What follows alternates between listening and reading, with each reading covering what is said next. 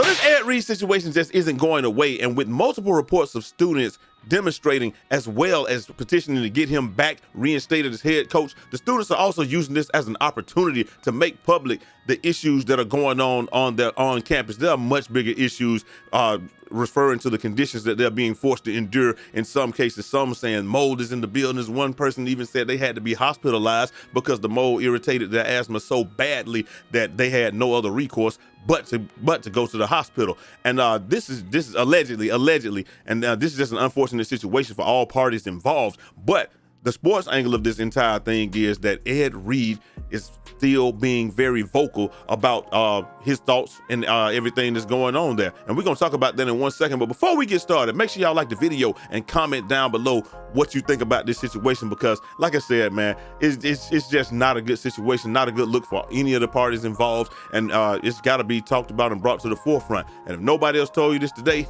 you my brother, you my sister, and I love you. So let's just get right into the news, man. This says HBCUs across America, there's an old saying, what you do in the dark will come to light. I thought the idea of the historical black college was to advance the black community, but it seems as if you're holding that community back from advancing. And so Ed Reed was on the Roland Martin show last night, and this is what the video reads. It just says, Ed Reed says that he turned down the Jackson State head coaching job to be the head coach at Bethune-Cookman. Also mentions the Grambling opening last year. And so we're just gonna listen to this video real quick. We've been in contact with other head coaches from HBCU. I turned down the Jackson State job to come here, Roland Martin. There it is. Jackson State called me. Deion Sanders called me himself, man. There it is. So listen, you can see just the exasperation. Everything that Ed is saying is accurate. There have been other offers before Bethune-Cookman in previous years from other Grambling, oh man, I'm sorry, bro. From other HBCUs, there's been opportunities for Ed to be a head coach at multiple colleges. This was an opportunity. The location, the campus.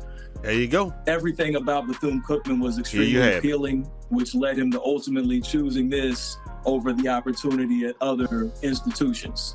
I came here, I was impressed. We hadn't seen everything, but just the lay of the land, the campus, the location and proximity to the beach. We thought this would be a great opportunity, especially being in Florida too. Very And so we already know that, it's going to be one of those opportunities because they're in Florida and all of that good stuff. It's just one of the best situations. But you also heard his cohort say, hey, we thought it was going to be a good opportunity. We obviously hadn't seen everything. That's two things that stood out, that we obviously hadn't seen everything. And he also wanted Ed to try to reel it in and try to hold it together. Like, I understand the exasperation now. I can understand it a little bit more, because when you've given up what you perceive to be everything or bigger and better jobs to be somewhere where you truly feel like you can make a difference, I can definitely understand you being exasperated and, unable to hold your tongue. And when you get the opportunity, some people just not going to hold their tongue, and it just is going to be what it's going to be. Going to Twitter, man, some people, Mike Bradley says cap.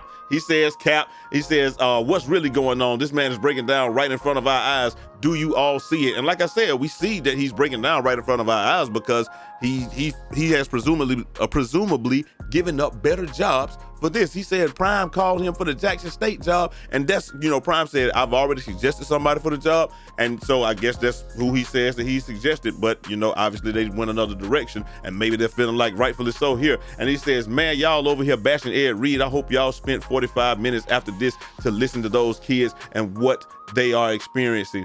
Dang, the job he was offered or not. Listen to the kids, and the kids ain't lying. They're just talking about the conditions that they are being forced to endure there. He says, okay, Bethune clearly made the right choice.